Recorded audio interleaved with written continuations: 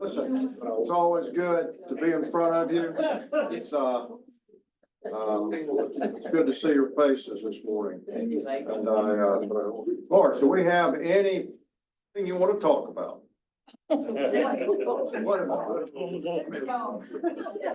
We should introduce our visitors back here. Yeah, okay. Hi, my sister Eva, my brother-in-law Raul, visiting from Kentucky, And the dog. and Paco is the guide dog. Ah, Nice to meet okay. all of you. Yes, yes, Yeah, that's wonderful, and I'm just trying to see.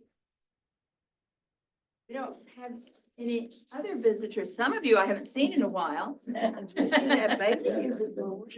What? I haven't seen Oh, there's a baby. We've got to introduce the baby. yes. Okay, all right, so you may introduce. This is Alana, Oh, very precious, 4 months. 4 months. Aw. Isn't that sweet? Oh, we're so glad you're here. Yeah. He is too, I think. Let us know. Well, it's always good to have my young friend Jensen Hoffman with me and some other folks from Southern. Jensen has been coming to lunches with me for a year or so, or they pick my brain some other stuff, which is a very short conversation. So, if that's it, and Yvonne Housteller, thank you for coming, Yvonne. She's over the fundraising part at Southern. Good to see you. I don't have anything else to add, so Roy, would you kick us off? Loving Father in heaven, we give praise and thanksgiving, presence, us to be able to worship in spirit and truth Sabbath day. We ask, Lord, as we study the lesson today about Joseph, that you give us an understanding of the grace he received, who he was, all of the injuries and difficulties he faced, so that we will be ready when Christ returns, we pray. Thank you. You know, I was just thinking as Roy was given the prayer years ago, first got started in class, we went by the quarterly. That was very challenging for me each week to try to choke certain things out of that quarterly that you'd already heard 1,000 times. And to really get into the teachings of Jesus through the quarterly. But there was one quarter on great prayers, not prayers, but prayers. People that pray. And I have learned through the years, there are people, I don't mean this derogatorily at all, but there are more people, some people really know how to pray a little better than others. Not that the others aren't accepted by God, their prayers, but there are people that really have it together with prayer. And Helmut Ott was on. Helmut was a great prayer. Roy is a great prayer. I was in my Sabbath school down at the other end. I got there early some years ago. I'm embarrassed, Roy, but Roy, what are you doing here so early? I just thought I would come and we talked for, he didn't say really much. And I generally go around to each Sabbath school class early in the morning and pray for that class before they get there. Pretty nice.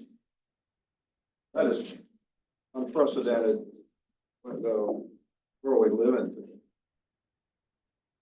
You know someone who came from a dysfunctional childhood? How about adulthood? Yeah. You know someone who came from a dysfunctional childhood and overcame it.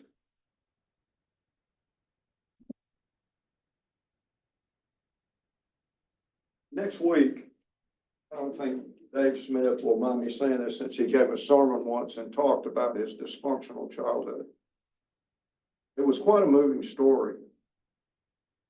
And for Dave Smith to become a university teacher, head of a department, university, then become pastor of a huge church, university church, then become a university president, then leave and come back to be pastor again, and then become a university president again.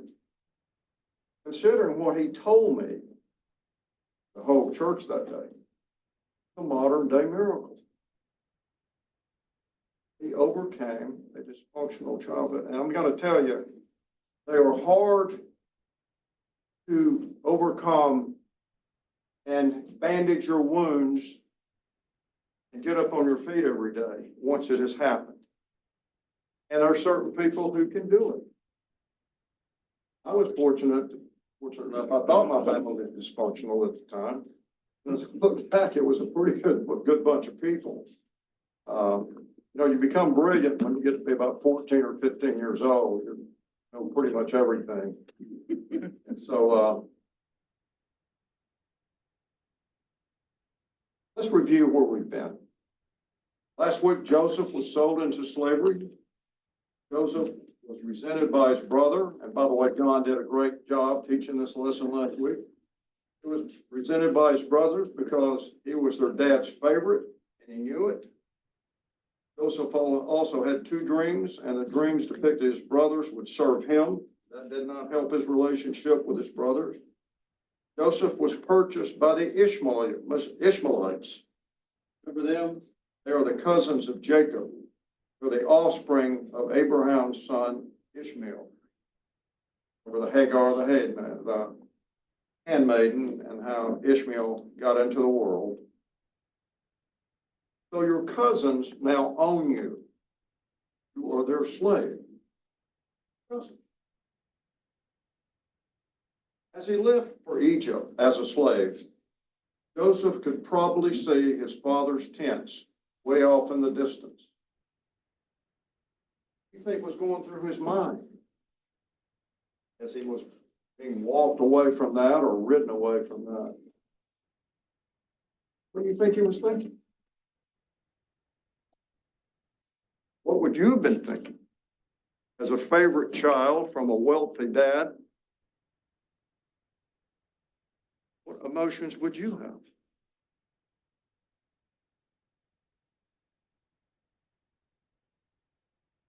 I'd be calling on the Lord. I do it with much lesser things than that too. It's been interesting to me, no matter if you really pray a lot or you pray prayer, when you really get down and pushed against the wall in the corner, it's amazing how good your prayer life can get. Amazing. You become a great prayer.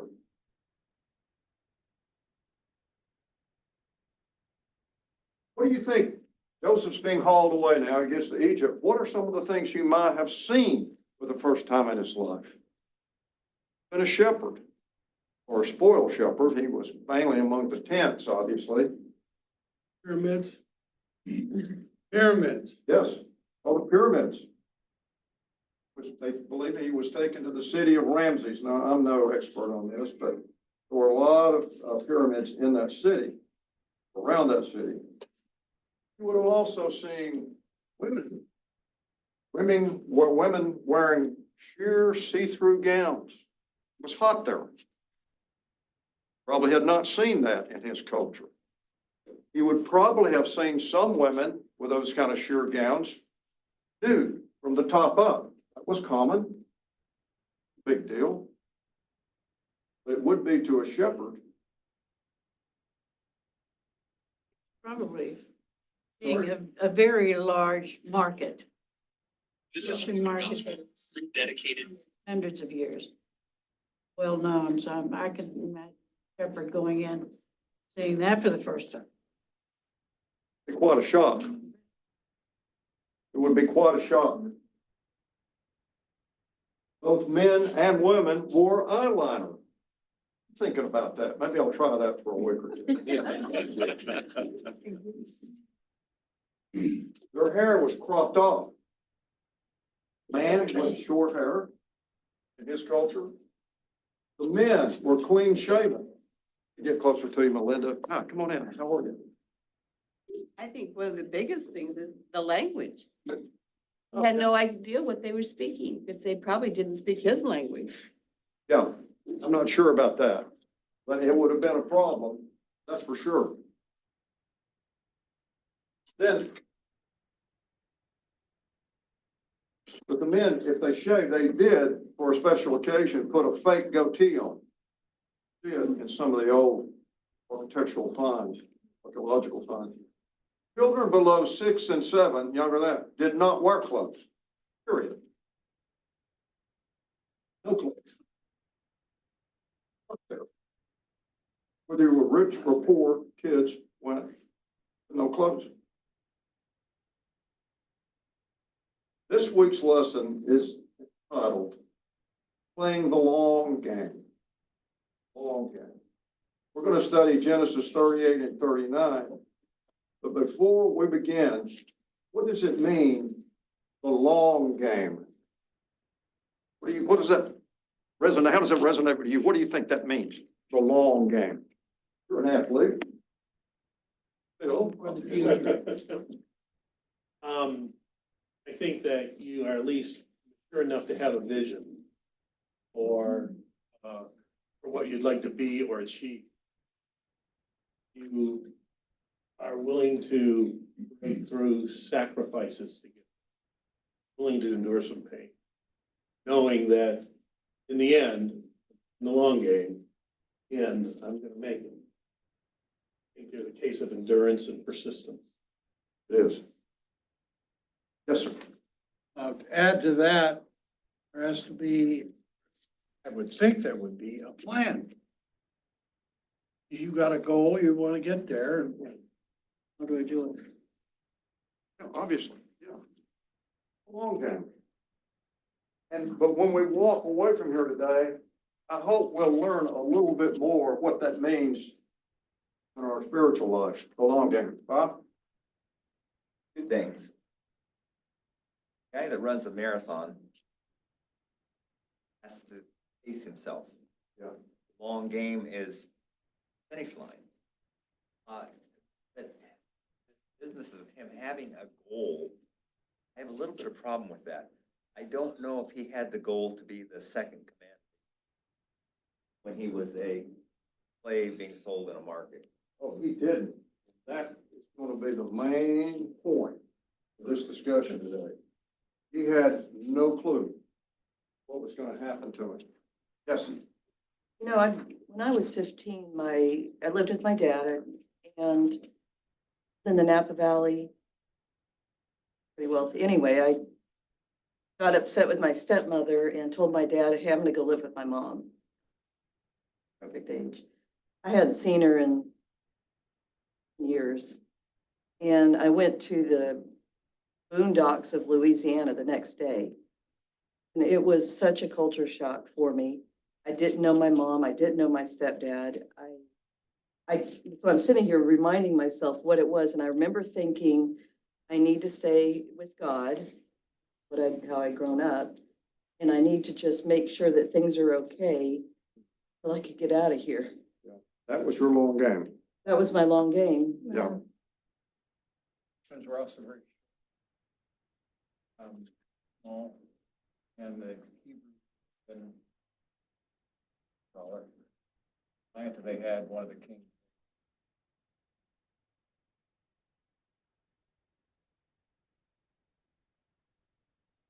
All good comments.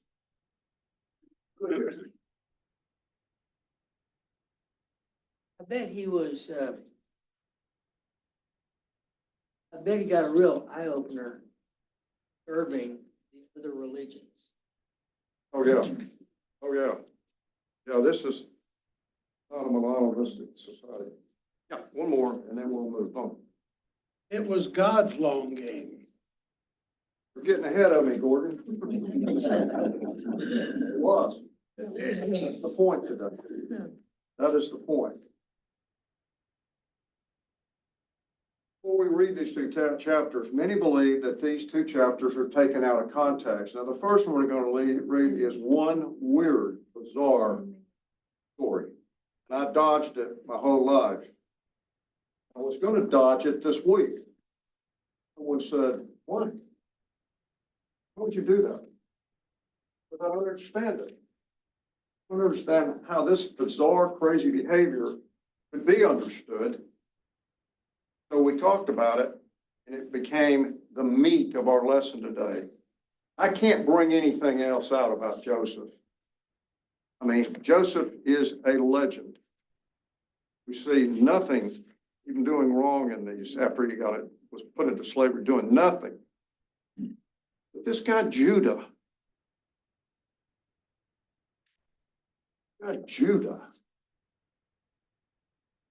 what we're really going to focus in on today, bizarre story. What in the world would you be interested in this crazy story? Find out. They are not taken out of context. They are in chronological order for a darn good reason. That's what we want to study today. Let's read chapter 38, Genesis 38. I'm going to read a few verses. We'll read both chapters. We're trying to open my Bible upside down. I'll get there faster. This is 38. I'll start, and then you pick it up. How many verses do we have here? We have 30 verses. So I'll read 10 verses, and then somebody else grab it and go with it. Okay? At that time, Judah left his brothers. Please note that. At that time, Judah left his brothers. He went down to stay with a man of Adullam named Hira. There Judah met the daughter of a Canaanite man named Shua. Notice Canaanite man with a daughter. He married her and lay with her. She became pregnant, gave birth to a son whose name was He conceived again and gave birth to a son named Onan. He gave birth to still another son named Shelah. He was a Kazib that she gave birth to. It was a Kazib she gave birth to. Probably not pronouncing that correctly. Judah got a wife from for his firstborn, and her name was Tamar. But Judah's firstborn, was wicked in the Lord's sight, so the Lord put him to death. Then Judah said to Onan, lie with your brother's wife, and fulfill your duty to her as a brother-in-law to produce offspring for your ground to keep producing offspring for his brother. Wait a minute. Oh, I did that before. Hang on. Then Judah said to Onan, lie with your brother's wife and fulfill your duty to her as a brother-in-law to produce offspring for your brother. But Onan knew that the offspring would not be his. So when he lay with her, his brother's wife filled his semen on the ground to keep producing offspring for his brother.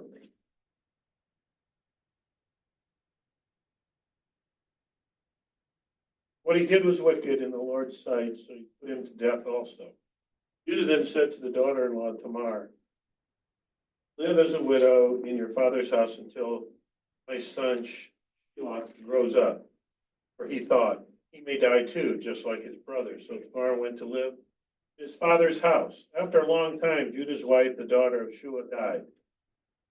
Judah had recovered from his grief. He went to Timnah, the men who were shearing his sheep, and his friend Hira and Adulam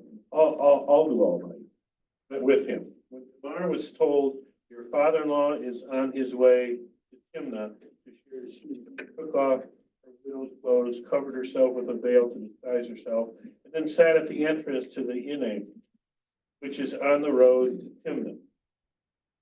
Saw that, though she had now grown up, he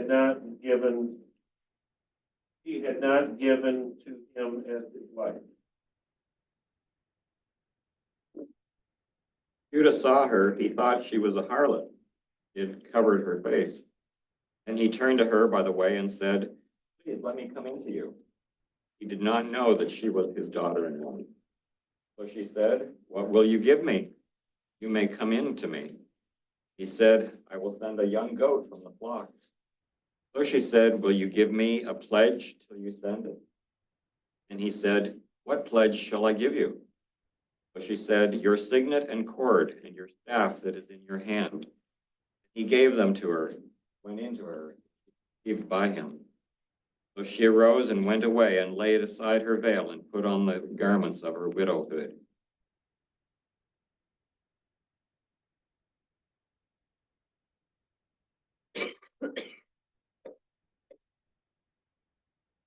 While Judah sent the young goat by his friend to a jewel night, in order to get his pledge back from the woman, but he did not find her. He asked the men who lived there, "Where is the shrine prostitute who was beside the road at En?" How do you say that? "There hasn't been any shrine prostitute here," they said. He went back to Judah and said, "I didn't find her." Besides, the men who lived there said, There hasn't been any shrine prostitute here." And Judah said, "Let her keep what she has, or we will become a laughing stock. After all, I did send her this young goat. Didn't find her." About 3 months later, Judah was told, "Your daughter-in-law, Tamar, is guilty of prostitution. As a result, she is now pregnant." Judah said, "Bring her out and have her burned to death." She was being brought out. She sent a message to her father-in-law. "I am pregnant by the man who owns these," she said, and she added, "See if you recognize whose seal and cord and staff these are." Judah recognized them and said, "She's more righteous than I, since I wouldn't give her to my son Shelah." And he did not sleep with her again. When the time came for her to give birth, there were twin boys in her womb. She was giving birth, one of them put out its hand, so the midwife took a scarlet thread and tied it onto his wrist and said, "This one came out first." But when he drew back his hand, his brother came out, and she said, "So this is how you have broken out." And he was named Perez. Then his brother, who had the scarlet thread on his wrist, came out, and his name was Zerah. Well, the crazies continue, just getting worse. Better. Let's start where it says Judah left home. He moved 8 whole miles away. That was leaving home. 8 miles. Why? You think he just suddenly gets up and leaves?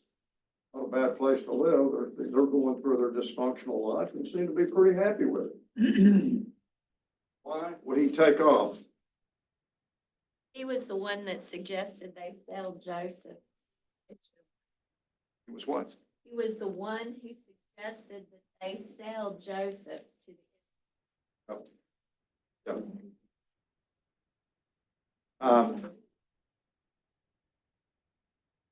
Anything else? No.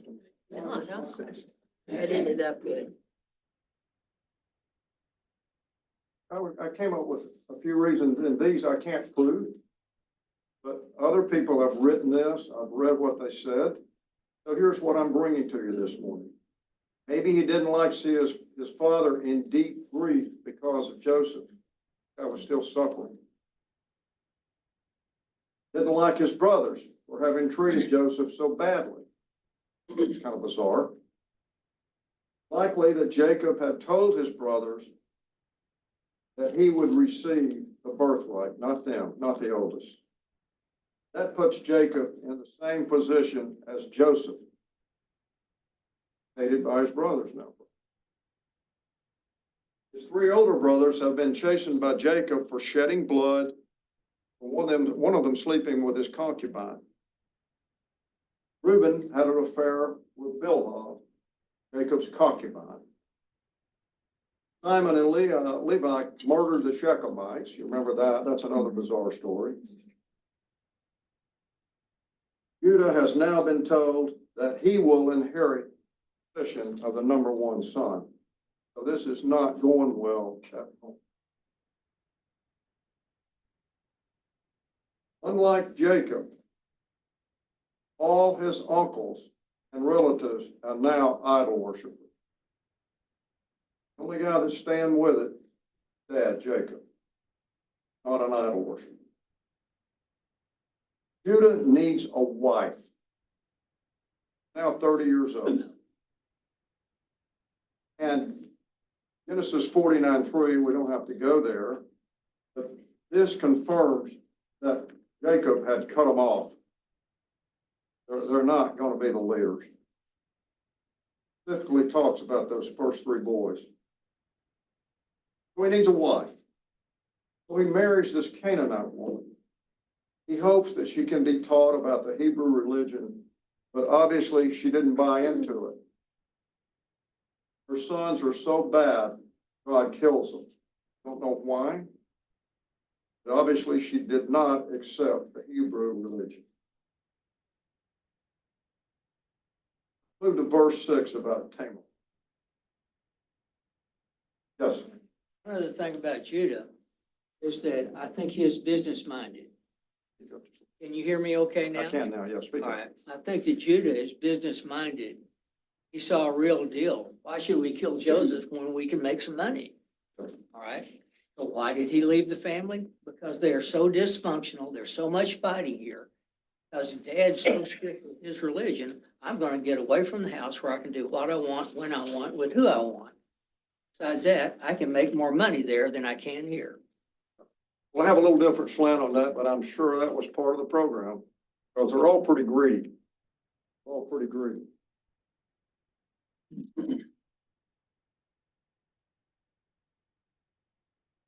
Yes, sir. I wasn't gonna say this, but I just can't help it. I want the movie rights to this thing. I was thinking about it all week. I mean, you can't make this stuff up. And it's so sad that it's happening to God's future chosen people. They are crazy. They're acting illegally.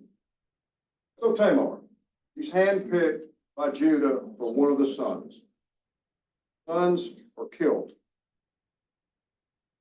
So she's told, I'm asking you a lot of questions that are not biblical, so don't get bored with me here, but let's put ourselves in her place for a minute. She's a Canaanite woman introduced to a strange religion. She's an idol worshiper. Now she's been thrust into this new religion. They don't do this and they don't do that. They only worship one God, which is bizarre. How can one God handle all these problems? See? Now, any idea why Tamar, well, first of all, Tamar probably can't go back home. Now, I never thought about that. Why would you think she probably can't go back home? She's not wanted. Be seen as a sellout. Yeah, yeah. But he sent her back home. He sent her back home and she went home. Probably wasn't welcome. Her folks had already raised her. She's not needed in the house. Remember, in those days, women were just basically, except for childbearing, just a non-equity those days in many cases. Just there for a purpose, and you better produce some sons. Well, that's more pressure on you. Produce sons. Remember the story that we studied a few years ago about when everybody thought that the next baby would be the Messiah? They would get the band together and the music, get the party ready and be ready to hit it and celebrate. Then they'd find out the baby was a girl. Usually the musicians packed up and went home. I mean, that's the truth. So here we are in this setting. And, technically, another problem she's got is she's been pledged to Judah's son. Yeah. And he's grown up now. She hasn't heard, or he's old enough to be married, and she hasn't heard from Judah about this. He's supposed to marry her. He's not. She's trapped. So she makes her move. And during sheep time, which is party time, that's celebration, she disguises herself as a temple prostitute. Temple prostitute. Does this idea of a temple prostitute sound a little bizarre to you? Odd? That's one reason I always just kept flipping on by this story. Oh, deal doesn't make any sense. A prostitute at a place of worship, yes. You know, I'm sitting here, I don't want to get ahead or anything, but isn't it interesting that he doesn't keep his promise of to hand over his youngest son or to create, you Yeah. know, but he does keep it, tries to keep his promise, sending the goat to her. Yeah, He's so fickle in what is really, really yeah, important. oh, yeah.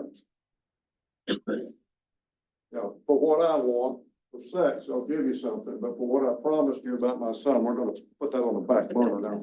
Well, actually, there were a lot of temple priests. Yeah. There were at this time, probably were as well. Yeah. Yeah.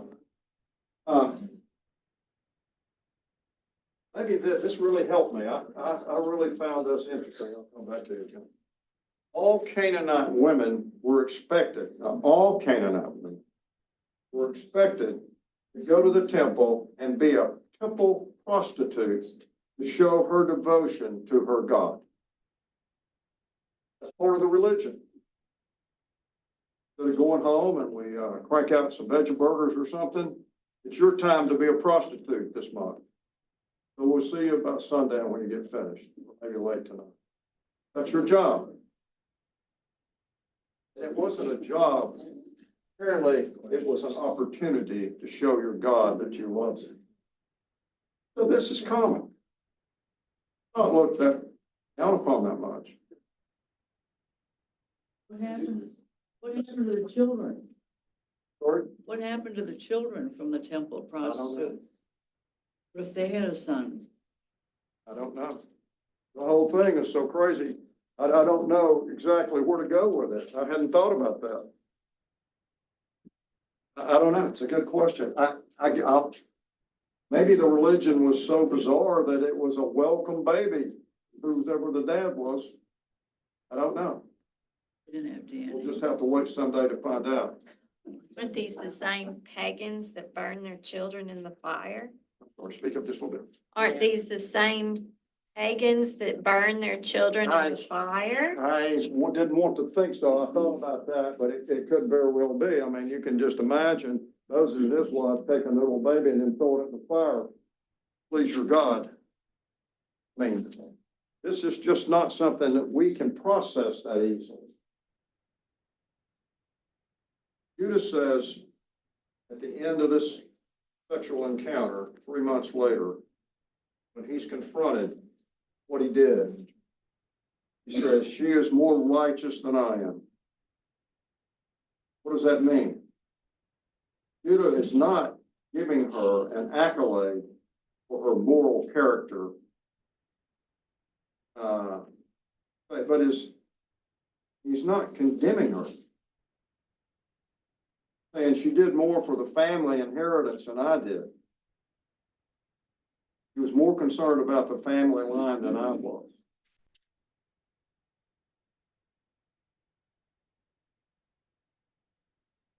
I thought this was interesting. Judah's immoral life apparently has now hit home. He never slept with Tamar again. I think he's beginning now to understand what's been going on. Even though Perez, this little baby, was born of prostitution and incest, he becomes part of the Messianic line, which went through Boaz and through to Ruth and King David. I want to read Matthew 1-3. It's just real short, but this is just how God is playing the long game here. Let me get to Matthew. Chapter 1, the very beginning. Remember, 1-3.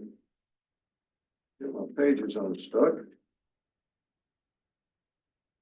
We will read exactly how this whole program turned out.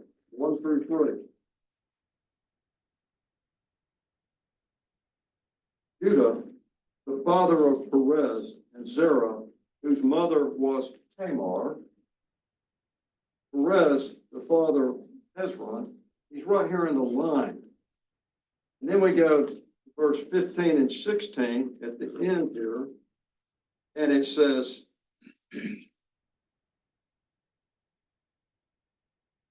and Jacob, the father of Joseph, the husband of Mary, who was born Jesus, who is called Christ. So we have this crazy beginning. Prostitutes, people pretending to be prostitutes.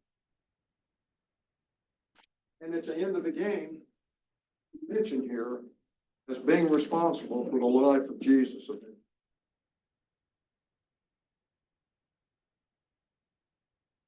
Even though Perez was born of prostitution and incest to Tamar, he becomes part of the messianic line which went through Boaz and to Ruth. King David. Lord. I'm thinking about picture of what humanity is without God.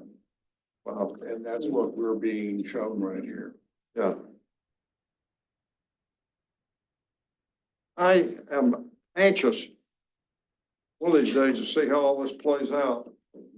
We see how we see the crime rate in our city and our murder rate climbing every day. It's worse than it ever has been. This is the most desired city in Tennessee.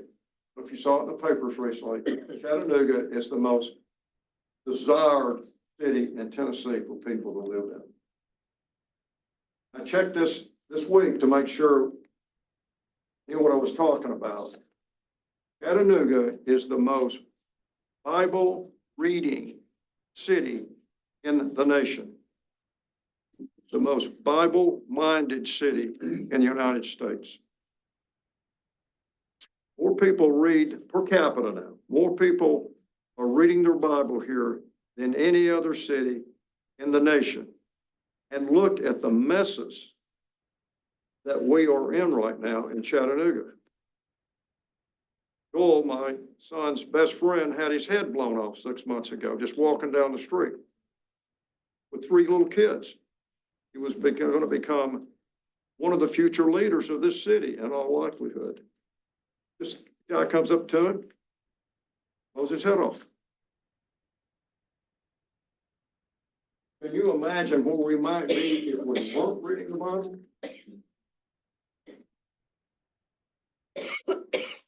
Wonder what the per capita of reading the Bible is in Chicago.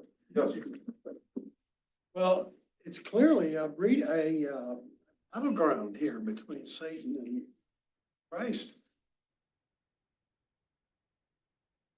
Let's go to chapter 39. And Yes. I was just gonna say, we know the story of Judah and Tamar, but we don't know the details of all the people in Jesus' line. I don't know that you could find that it gets better. Days in fucking Meyer of Steve. You know, so that's why it's so amazing that Jesus would come. Let's go to chapter 39. I'll start again and somebody pick it up. This is about Joseph, Potiphar's wife.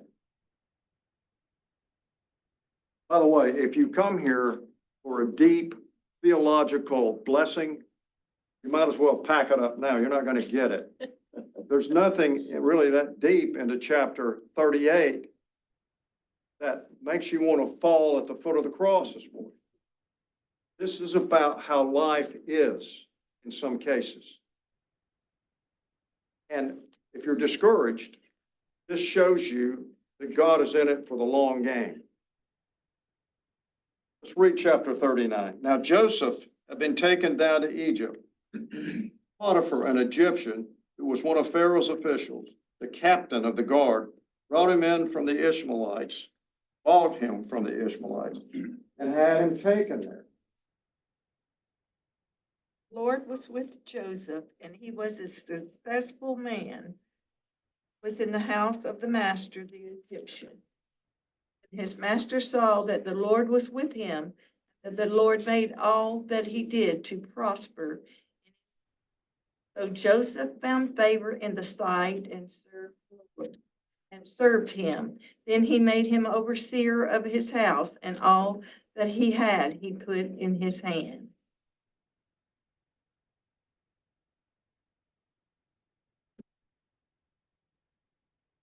From the day Joseph was put in charge of his master's household and property, the Lord began to bless Potiphar's household for Joseph's sake. All his household affairs ran smoothly, and his crops and livestock flourished. So Potiphar gave Joseph complete administrative responsibilities over everything he owned. With Joseph there, he didn't worry about a thing except what kind of food to eat. Joseph was a very handsome and well-built young man, and Potiphar's wife soon began to look at him lustfully. "Come and sleep with me," she demanded. Joseph refused. "Look," he told her, "my master trusts me with everything in his entire household. No one here has more authority than I do. He has held back nothing from me except you, as you are his wife. How could I do such a wicked thing? It would be a great sin against."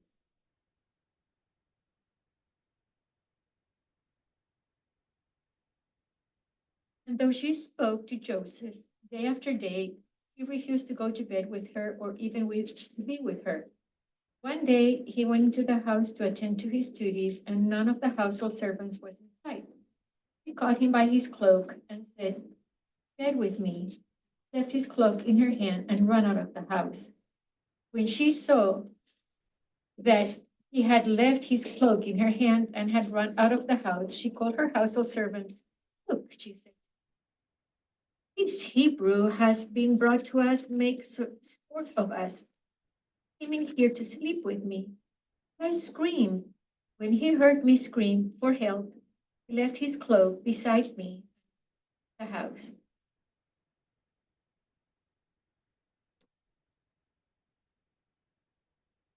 Kept his cloak beside her until her master came home. Then she told him this story. "That Hebrew slave who brought us came to me to make sport of me.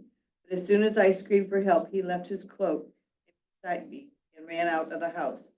Master heard the story. His wife told him, saying, "This is how your slave treated me." He burned with anger. Joseph's master took him and put him in prison, in the place where the king's prisoners were confined. While Joseph was there in the prison, the Lord was with him. He showed him kindness and granted him favor in the eyes of the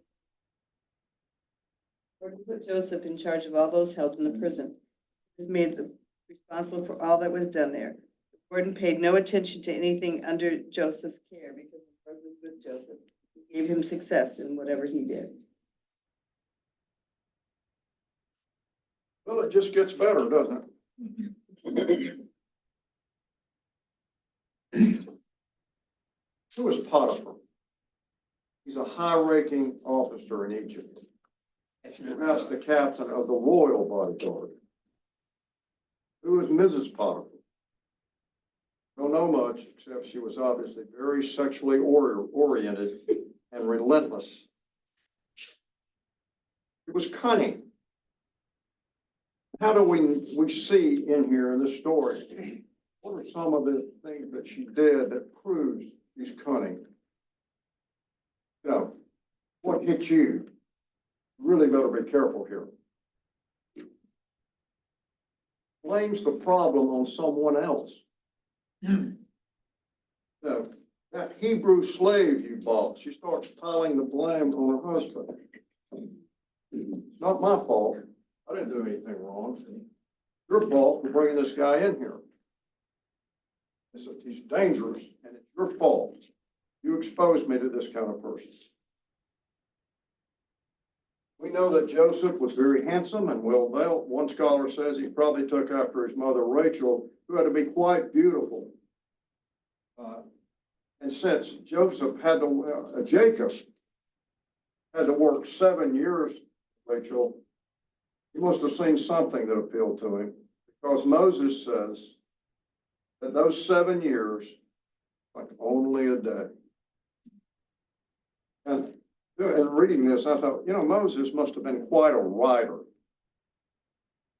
Really intelligent man. We think of Moses as the guy with this rod and he goes around striking, rocks and water comes out, or he has 1,000 people put to death. Yeah. But very talented. Good writer. He also says in Genesis that there's now Moses. Moses was the most humble man on earth. He wrote it. You ought to know. He wrote what God told him to write. It's like one of my biographies I have to do. Humble man. This is the second time that Joseph's coat has got him in trouble. Isn't that strange? Coat of many colors.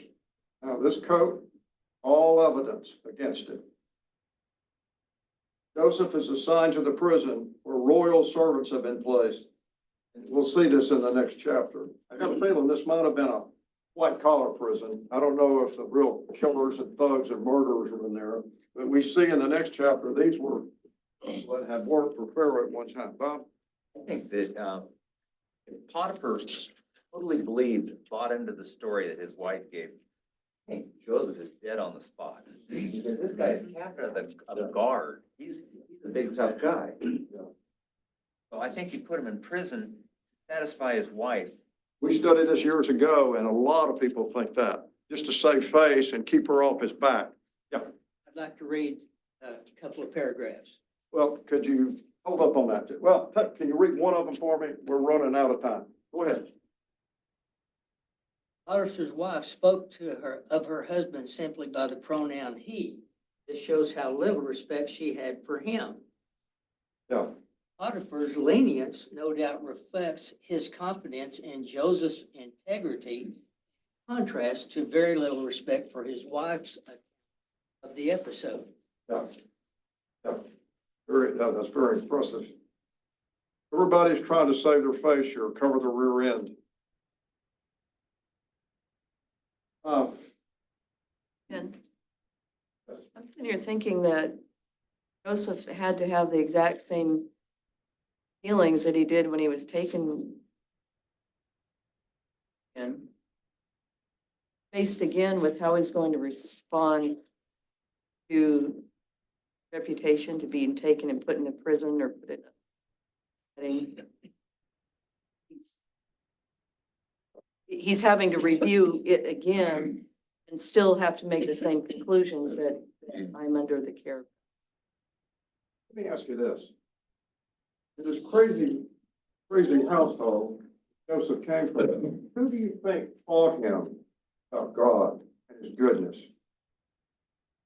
Who? Father, Jacob. Father. Jacob. Jacob. And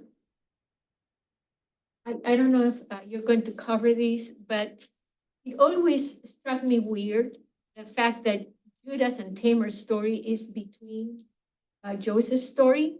But now I understand, it's the contrast between the two of them.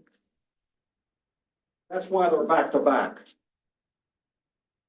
These two men have nothing in common. At the end, we're going to say they have everything in common. Speaking of Joseph and Judah.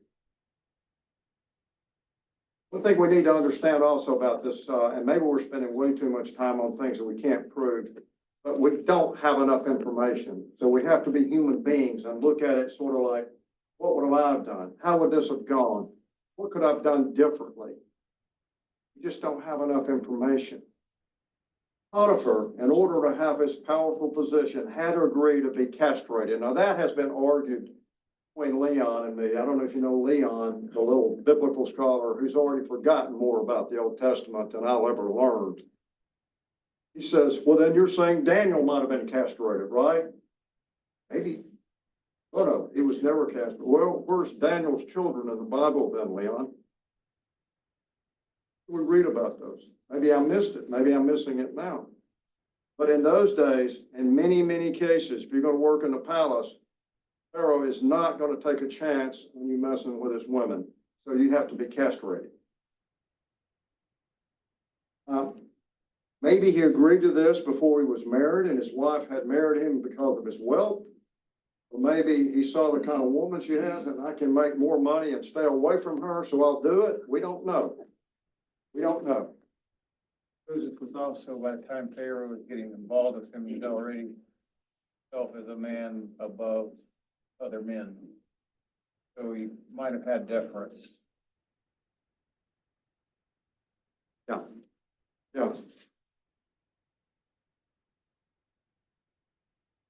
So putting him in prison was a safety factor. That God put him in prison so he would not castrated because he needed to have that. In a lot of these facts of business fodder, you think why this could have been why she's more attracted to Joseph or anybody else? So it could have been part of the problem here. Don't know, but just as I've known humans now for 74 years, I kind of know how some people behave. I've had the distinct pleasure, unfortunately, of being able to spot a drama queen a mile away. And it was only through experiences that I don't know why I'm not proud of it, but I can spot you. You want to keep a lot of drama going after I'm around you for just a little while. I see that I don't need to be associated with you in this life that you continue to go into. Stress, the drama that it brings. I can't tell every time, but I've always sized up the women, or tried to, that my sons were dating. And I was not always successful with that. Any check, but everything turned out okay. Everything turned out fine. So these two stories are laced with nothing but sexual desire by someone. What if Joseph had given in to this woman? What would happen to Joseph if he'd given in? Would we be reading about him now? This one story? I think he would have just faded away into history. He'd been just another face in the crowd. Maybe God would have intervened like he did with David and said, okay, put you here. I'm going to help you one more time. I don't know. Because Pharaoh had complete trust and confidence in Joseph, he was not castrated. We know of 2 sons that he had. They became 2 of the 12 tribes of Israel. Remember Jacob? Blessing him on his knee at the end. Remember where it says he rallied when he found out his grandson was there and his son. He rallied, sat up in bed. Blessed. They became 2 of the most important fathers of Israel.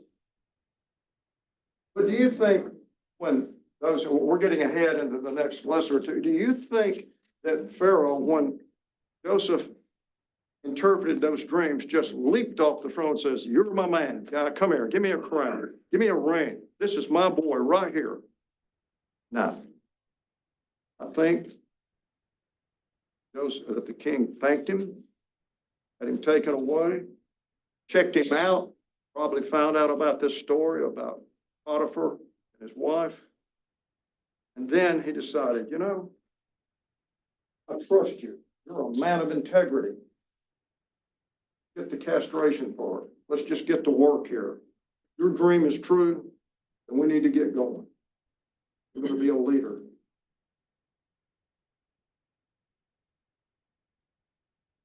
How many good men or women, and don't answer this, please don't answer it. How many good women or men that you've known have been brought down by sex?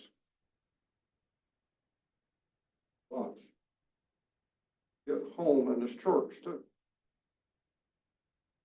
Proverbs 6, and these are things that happen in the heat of the moment and are regretted for years. Proverbs 6 says, my son, do not forsake your mother's teaching. They will keep you from the immoral woman, from the smooth tongue of the wayward wife. Do not lust in your heart after her beauty, or let her captivate you with your eyes. This woman will reduce you to a loaf of bread. Can a man scoop fire into his lap of his clothes being burned.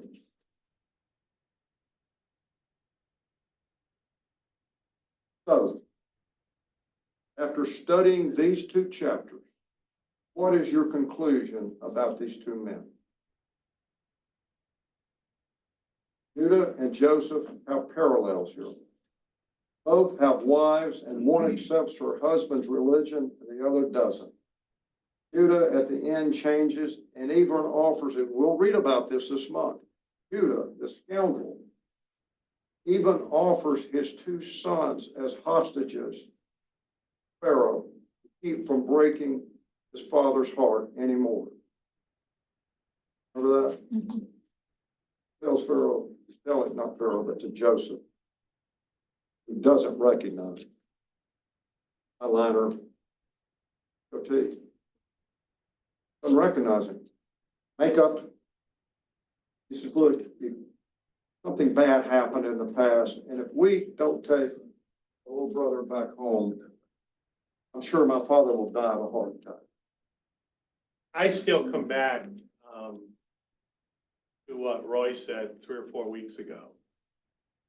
Question was asked, what's the definition of maturity?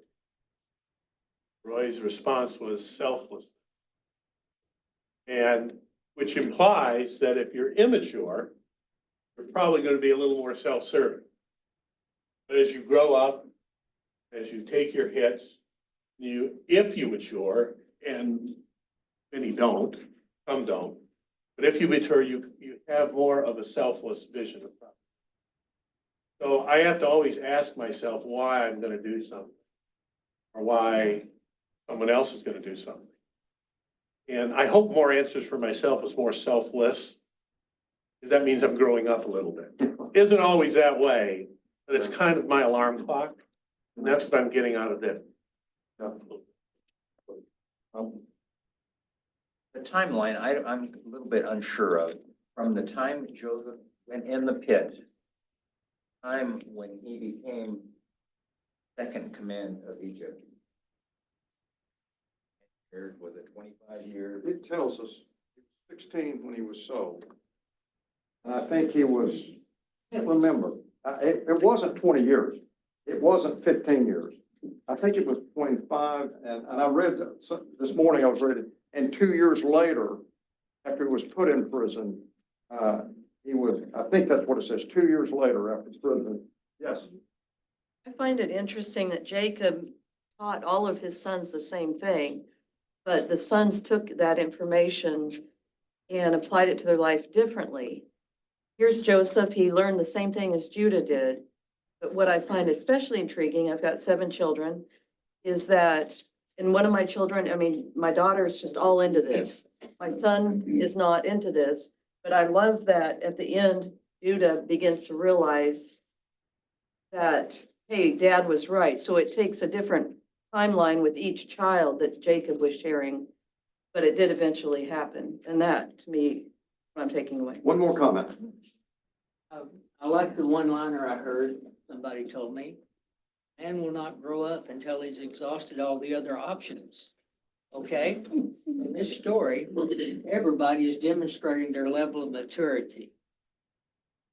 And God is demonstrating that he is no respecter of persons if you just clean up your act. Please note, after all the things you've seen, which are so bizarre, you've heard this morning, Judah eventually becomes spokesperson for his family. He does the talking when he goes, sees Joseph. I know it's Joseph, but he does the talking. He's the leader now. He's taken the role. He's moved on. He's moving on. Is he perfect? No. But he's moving on. Judah's offsprings will become great kings. David. Offsprings will become Jesus. Joseph's sons will be part of the 12 tribes, but we don't get much ink about those.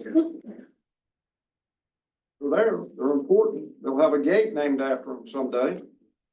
But we don't know a lot. And here's this horrible man that started out. We got all kind of pages about him, verses about him. Joseph's life will be emulated though, back to Joseph. His life will be emulated till the end of time. Tremendous. Can't say any more than you've already heard about this guy. You've heard Sabbath school lesson and sermons about this. I can't tell you anymore, except I admire the guy so much. You ever been 20 years old and a married woman to come after you? It's a challenge. It's a challenge. And this boy stepped right up. What I was going to say about the end time, see Joseph's life and protection from God, not about not going through trouble, but being able to overcome the trouble that he's in. And we at the end time, things are going to be destroyed, and it's going to be a great change in our lifestyle.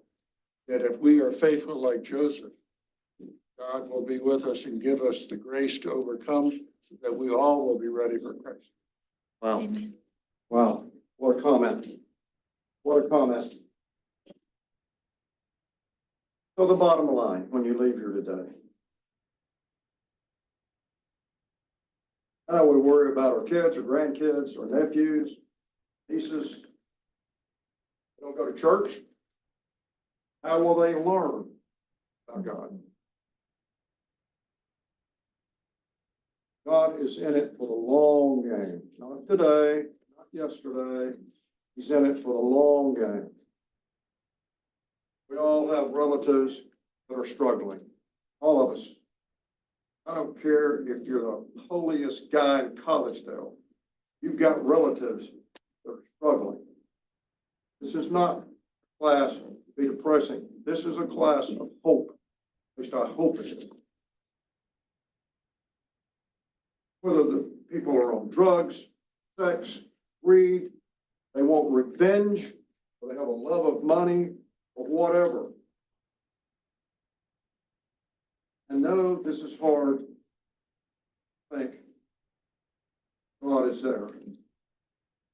But God is in it for the long game, and these two chapters prove it. And I hope this will be a comfort to you. My prayer for you is that you walk out of here a little better off than when you walked in. Remember, God is in it for the long game. He has to be, or these stories wouldn't end like they're going to in 3 weeks. It's the long game. Hard for us to have the patience. Maybe it will be at the very last days of our lives when we see satisfaction. Maybe in the next life that we'll see satisfaction. We serve a God hard for us to keep our hands around. He's not in it for just tomorrow. Tomorrow's just another day to him. He's the finish line. We can't get our head around that. He already knows what the finish line is. So when we leave here today, I hope that resonates. Next week, Dave Smith will be here teaching. That is a treat. Well, I hope that you will be here and we can enjoy what he has to tell. Tom, we have our prayer. Father, thank you for bringing us all in here this morning.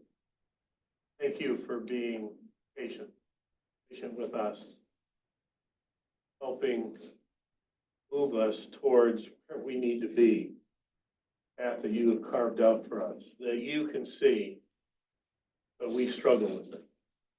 Thank you for forgiveness, and thank you for patience. Help us also be patient. Help us also forgive. In your name.